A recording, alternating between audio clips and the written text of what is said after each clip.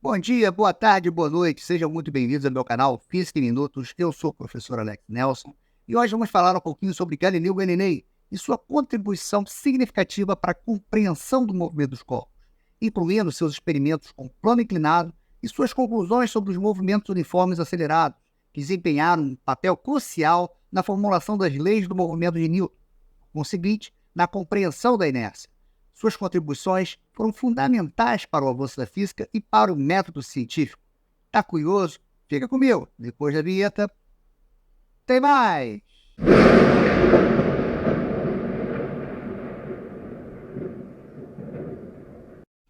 E finalmente chegamos a Galileu Galilei, que foi o mais importante cientista do século XVII. Galileu vai dar prestígio às ideias de Copérnico com relação ao fato da Terra estar girando em torno do Sol, fortalecendo dessa forma o modelo heliocêntrico, que começava a ganhar aceitação na Europa. Galileu começa fazendo um trabalho de desacreditar as ideias de Aristóteles. Como é que ele faz isso? Por meio de observações e bolando experimentos. Um dos seus experimentos mais famosos foi a Torre Inclinada, onde Galileu deixa cair do alto da Torre Inclinada de Pisa vários objetos com pesos diferentes, com o objetivo de comparar as suas quedas. Então, no tempo de Aristóteles, havia a ideia de que você tinha os 4 elementos: terra, água, ar e fogo. E cada elemento tinha o seu lugar natural. Uma pedra, por exemplo, ela cai porque ela tem o elemento terra. E ela vai buscar o seu lugar natural, que seria o centro do universo. Como o centro do universo seria a Terra, o objeto buscaria o centro da Terra. Pois bem, também para Aristóteles, se você pegasse pedras com massas diferentes, quanto mais massa tivesse essa pedra, mais rápido a pedra iria cair, ou seja, o tempo de queda seria menor para pedras mais pesadas. Pedras mais pesadas, por terem mais elemento terra, deveriam chegar mais rápido ao solo. Ou seja, se você pegasse 2 objetos, com massas diferentes, um objeto 2 vezes mais pesado deveria cair 2 vezes mais rápido. E o que o Galileu vai fazer? Ele vai repetir essa experiência. Ele vai subir no alto da Torre de Pisa, vai deixar cair objetos com massas diferentes, e o que ele vai perceber é que esses objetos, mesmo tendo massas diferentes, eles caem praticamente juntos, desacreditando assim a ideia de Aristóteles. É interessante ressaltar que naquela época as ideias de Aristóteles estavam tão enraizadas no povo que, mesmo vendo, as pessoas não acreditavam nas teorias de Galileu. Galileu desenvolve outros experimentos para buscar entender a dinâmica dos movimentos. Dentre esses experimentos, podemos destacar os planos inclinados de Galileu, que se referem a uma série de experimentos conduzidos pelo cientista italiano no século XVII, buscando fundamentar o desenvolvimento da teoria do movimento para compreender as leis da queda livre dos corpos. O trabalho de Galileu sobre os planos inclinados faz parte de suas investigações mais amplas sobre o movimento dos corpos e sua relação com a gravidade. Ele conduziu esses experimentos para entender como os objetos se moviam em planos inclinados sob a influência da gravidade. Então, o que ele fez? Ele pegou um plano inclinado e fez um objeto rolar sobre esse plano inclinado. E o que ele foi fazer? Ele foi aumentando a inclinação. E com o aumento dessa inclinação, ele foi percebendo algumas coisas, algumas diferenças. Então, a primeira coisa que ele vai perceber é que quanto mais inclinado era o plano, mais rápido o objeto chegava ao solo. Quanto menor a inclinação, o objeto demorava mais para chegar ao solo. Ou seja, vamos fazer a animação para a gente compreender isso. Chegou mais rápido, demorou mais para chegar. Ou seja, o que ele vai concluir? Ele vai concluir que o tempo de queda da bola dependia da inclinação da rampa. Quanto maior fosse a inclinação, mais rápido o objeto cair. E outra coisa, ele começa a perceber que a velocidade da bola ela aumentava à medida que ela descia a rampa. Ou seja, ele já começava a compreender que havia uma aceleração por trás desse movimento. Então, essas observações, elas foram cruciais, porque contradiziam a visão aristotélica predominante da época, que afirmava que a velocidade de um objeto em queda livre dependeria de sua massa. Os exemplos de Galileu com planos inclinados ajudaram a estabelecer a base para a posterior formulação das leis do movimento por Isaac Newton. E o Galileu vai além. Ele usa os planos inclinados para testar o movimento de queda dos corpos com massas diferentes. Ele pegou aqui, corpos com massas diferentes, deixou cair basicamente do mesmo nível, né? E o que ele vai perceber é que eles praticamente chegam juntos, contrariando mais uma vez o que Aristóteles falava, que massas diferentes, o corpo tivesse uma massa maior, deveria chegar mais rápido ao Sol. E ele, com esse experimento, ele comprova exatamente o contrário. Ele mostra que a aceleração do movimento ao longo do plano inclinado era constante, independente da massa do objeto.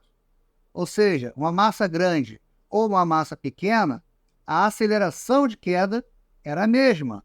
E se ela mesma, eles deveriam chegar juntos ao solo. Então Galileu ele começa a investigar essa questão da mudança da velocidade dos corpos, essa questão da aceleração. E aproveitando os seus experimentos do plano inclinado, ele começa a perceber que ao abandonar um objeto no plano inclinado, esse objeto ele desce e a sua velocidade aumenta. Mudando a inclinação, ou seja, se ele coloca essa inclinação para cima, ele vai perceber que a velocidade ela diminui. E aí ele começa a raciocinar, bom, se para baixo a velocidade aumenta e para cima a velocidade diminui, e se não houver inclinação? Se não houver inclinação, ele começou a pensar, não é para ter então mudança de velocidade, nem aumento, nem diminuição. Sem inclinação, o corpo tem que manter a sua velocidade. Só que a gente sabe, né, do nosso dia a dia, se você chutar uma bola de futebol num terreno planinho, ela vai rolar e vai parar. O Galileu, então, ele começa a investigar os motivos que levariam esse corpo, né, que está em movimento numa região sem inclinação, ele vai parar. Tá? Então, vamos lembrar o seguinte. No tempo do Aristóteles, o Aristóteles ele falava o seguinte, o corpo ele teria uma tendência natural a buscar o repouso. Se você chuta uma pedra, por exemplo, né, a pedra está paradinha lá no chão, né, no seu estado natural, você vai dar um chute nessa pedra. Você faz um movimento violento, ela vai entrar em movimento, você aplicou uma força. Só que para Aristóteles, se você não continuar atuando essa força, se você não continuar chutando essa pedra, ela vai parar. Ou seja, para Aristóteles, é necessário que tenha uma força para manter esse movimento. Acabou a força, acabou o movimento. E vem o Galileu e fala o seguinte, olha, na verdade, quando você tem um objeto em movimento após ser impulsionado por uma força, no caso, chutei uma pedra, né? Apliquei uma força nessa pedra, essa pedra entra em movimento. Por que essa pedra para, Galileu? Para o Galileu, ela só vai parar se houver uma força atuando nessa pedra, uma força externa. Por exemplo, vem alguém e bota a mão na frente, a pedra vai parar. Ou, no caso, a força de atrito, né? O contato dessa pedra com o chão, o contato dessa pedra com o ar, vai fazer com que essa pedra perca a sua velocidade e acabe parando. Então, ela para não devido a um estado natural, como dizia Aristóteles, né? Não porque a força acabou, mas ela para porque estaria atuando sobre ela uma força externa, uma força que ele chamou de força de atrito.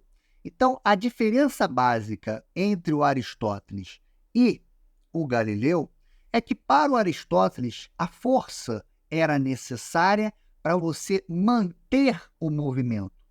Você tinha que estar constantemente empurrando ou puxando um objeto para você manter o movimento. E o Galileu diz o seguinte: olha, a força, na verdade, ela está relacionada com a mudança de velocidade. Ou essa força vai provocar um aumento de velocidade, ou a força, que no caso aí o atrito, vai provocar uma diminuição na velocidade. Mas o que seria então essa força de atrito que seria responsável por fazer os corpos em movimento parar? O atrito é uma força que surge quando duas superfícies se movem uma contra a outra. Então vamos dar um exemplo aí. Você chegou no supermercado e está empurrando um carrinho de supermercado, né, para fazer as suas compras. A roda do carrinho ela está em contato com o chão. Então vai aparecer uma força de atrito entre essas superfícies. Então, se você olhar essa zona de contato entre a roda e o chão, você vai perceber que existem imperfeições, tanto na roda quanto no chão. Essas imperfeições são chamadas de rugosidade. E essas rugosidades, elas se entrelaçam. E o entrelaçamento dessas rugosidades é o que vai gerar a dificuldade para você iniciar o movimento, né? Às vezes você pega um carrinho de compra muito pesado, né? Aí você faz uma força desgraçada para colocar ele em movimento. Por quê? Porque você tem que fazer uma força só para desentrelaçar essas rugosidades. E uma vez o carrinho em movimento, se você para de empurrar, ele vai um pouquinho à frente e para. Ele para por quê? Porque as rugosidades elas estão fazendo isso aqui, ó.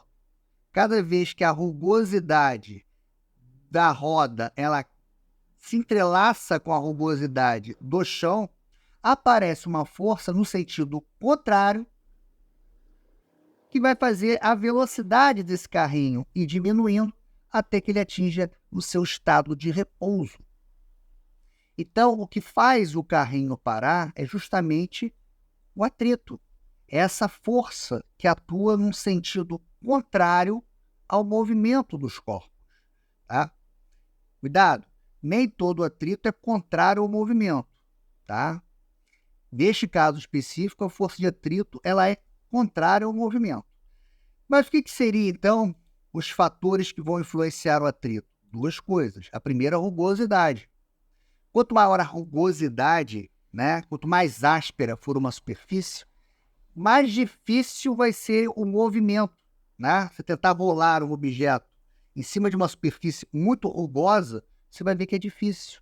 Aí o que você faz para diminuir isso? Ou você dá uma lixada, ou você coloca um lubrificante.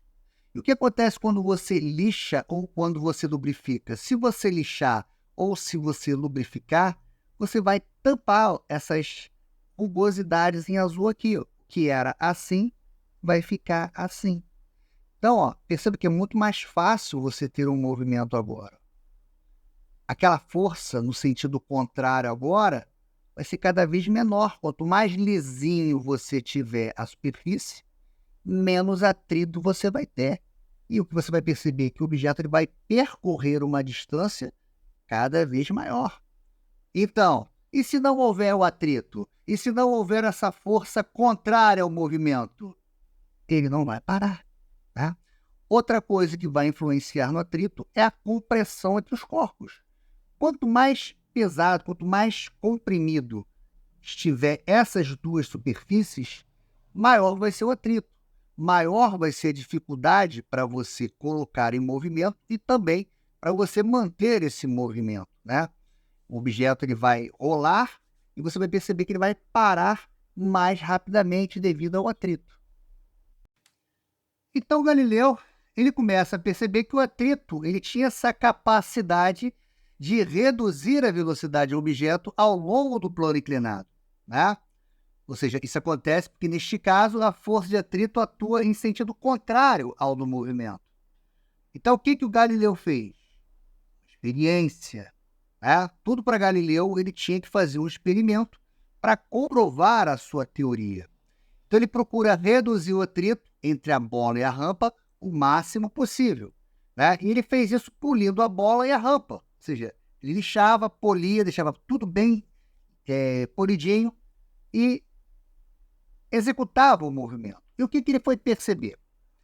Ele percebeu que a velocidade da bola ela aumentava linearmente, independente da massa da bola. Ou seja, não importava a massa que você colocasse, né, a velocidade ela aumentava à medida que o tempo ia passando.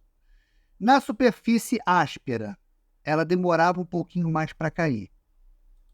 Na superfície lisa, ela caía mais rápido.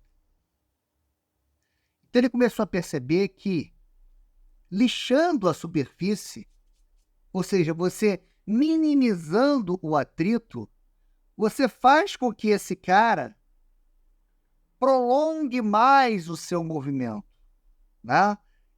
O objeto numa superfície muito rugosa, ele tem sua velocidade menor. Com a mesma inclinação, numa superfície lisa, a velocidade de queda já vai ser maior. E aí o Galileu teve a grande sacada dele. Ele colocou 2 planos inclinados, um de frente para o outro. Poliu bem a bolinha, poliu bem o plano inclinado, e o que ele observou foi que a bolinha ela quase que chegava na mesma altura. Por que eu estou falando que quase? Porque ele não eliminou totalmente o atrito, né? Por mais que ele polisse a bola e o plano, ainda havia um pouquinho de atrito entre essas superfícies, né? Então ele descia, quase que chegava na mesma altura. Bom, aí o que ele fez? Ele pegou esse segundo plano aqui, ó, e começou a diminuir a inclinação. E ele começou a perceber que, diminuindo a inclinação, a bola rolava e continuava chegando na mesma altura. E perceba que, ao fazer isso, a bola ela acaba percorrendo uma distância maior. Veja que ela parou aqui, ó. Agora ela já para aqui. Se você pega e aumenta ainda mais, diminui ainda mais a inclinação do plano, ela já pararia aqui, já iria percorrer uma distância um pouquinho maior. E aí vem a grande pergunta: e se a gente coloca sem inclinação? O que o Galileu vai dizer é o seguinte, que na ausência de forças externas, ou seja, se não houver nenhuma força que faça essa bolinha parar, ela vai continuar em movimento perpétuo, ela não vai parar mais. O que faz a bolinha parar é a atuação de uma força externa. Isso quebra totalmente o conceito do Aristóteles, que achava que, acabando a força, o objeto parava. O Galileu mostra que você não precisa ter força para continuar o movimento. Ou seja, se não houver uma força que faça esse cara parar, ele vai continuar em movimento. Então ele acaba de vez por quebrar esse conceito do Aristóteles. E para essa propriedade dos corpos, né, continuar em movimento na ausência de forças externas, Galileu chama de inércia. O conceito de Galileu sobre a inércia acabou desacreditando completamente a teoria de Aristóteles sobre o movimento. A falha de Aristóteles em reconhecer o atrito pelo que ele é, ou seja, uma força como qualquer outra, impediu o progresso da física por quase 2000 anos até a chegada de Galileu. Uma aplicação desse conceito revelaria que nenhuma força seria necessária para manter a Terra em movimento para frente. O caminho estava aberto para Isaac Newton sintetizar uma nova visão sobre o universo. E se você gostou desse vídeo, vai lá, faça um comentário, curta a nossa página, se inscreva no canal se você ainda não fez e não esqueça de apertar o sininho para você continuar recebendo as atualizações do nosso canal. Até a próxima e um grande abraço!